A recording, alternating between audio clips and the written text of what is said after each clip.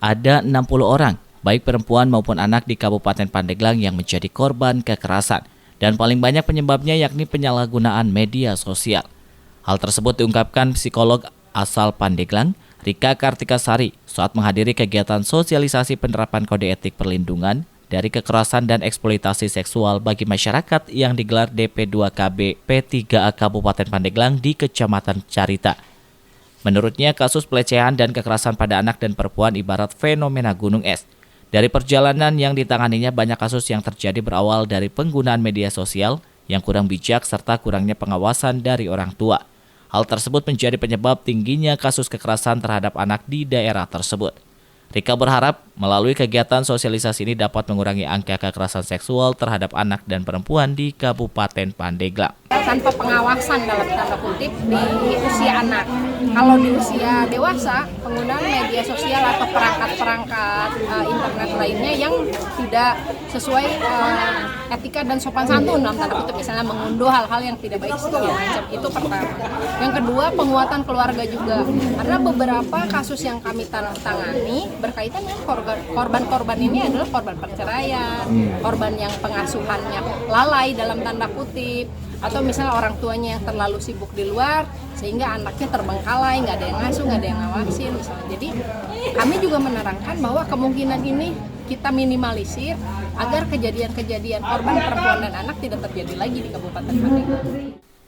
Safian Bakti, pekerja sosial atau Sakti Peksos, Kabupaten Pandeglang Ahmad Subhan menyebut, selama tahun 2023, 60 orang telah menjadi korban kekerasan seksual. Subhan berharap masyarakat bisa menjadi pelopor dan pelapor dalam kasus kekerasan seksual terhadap anak dan perempuan yang terjadi di lingkungannya masing-masing. Terlibat bukan hanya kami sebagai pekerja perlindungan anak, tapi ada unsur-unsur masyarakat yang terlibat di dalam hal ini. Alhamdulillah dari bulan Januari sampai dengan bulan Juli ini kita hampir lebih dari 60 kasus ya. Jadi memang makin di tahun ini mungkin makin meningkat kasus-kasus ini.